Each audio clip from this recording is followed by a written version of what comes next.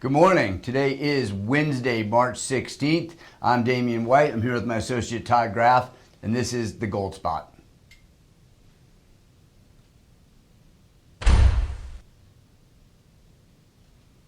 Okay, well, let's get right into it today. There's a lot going on in the world. Obviously, the prominent thing in the news headlines right now is the conflict that is Ukraine and Russia and all the economic reverberations and embargo reverberations around the world that are going on. But little known facts right now that seem to be happening is that because of the crunch in oil, President Biden has been reaching out to Saudi Arabia to try and get them to produce more oil. Oddly enough, Mohammed bin Salman, MBS, has refused to take President Biden's phone call. It leads us to have a little bit of confusion as to what's going on. It's supposed to be one of our very, close allies, especially in regards to oil and the petrodollar and things like that. So Todd, could you kind of extrapolate on maybe what this means, what's going on, and why they are not taking the calls of the President of the United States? Yeah, thanks, Damian. And I think this is a big deal that will affect every American, not just because of oil. But what's going on is the U.S. dollar has been the reserve currency of the world for about almost 50 years, and it's because of the petrodollar arrangement, where all countries needed to use U.S. dollars to trade oil. Whether China was buying from Saudi Arabia or Iran and Russia, it didn't matter. It had to be in U.S. dollars. That's actually, Saudi Arabia is in talks right now with China, and they're pretty close to an agreement where they will now price oil in yuan, China's currency. So this is a big deal because what'll happen is there'll be less demand for U.S. dollars for trade in oil.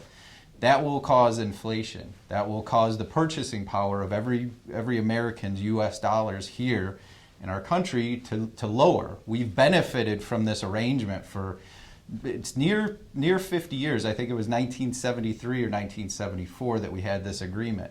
So this is a huge deal. This is a major change from a 40, 50 year arrangement with oil trade. This will affect our currency.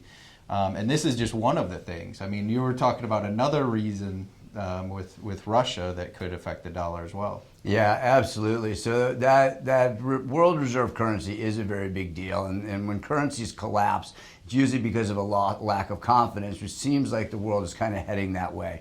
What you're referring to, Todd, is that in Russia, as we tried to put sanctions on them, what we did is we stopped them from allowing to use the SWIFT banking system. And the SWIFT banking system is a system throughout the globe that it basically has every transaction between banks go through it. And so when you take them out of it, they're not going to be able to stop transactions. So they're going to have to find a workaround. So Russia's going to find an alternative source to do this, which is setting an extremely bad precedent for other countries around the world, other bad actors around the world to start, disassociating themselves with the U.S. dollar, with the banking system. The CEO of J.P. Morgan Chase, Jamie Dimon, even came out and said that. He said, be very careful what you're doing when you're taking them off the SWIFT banking system.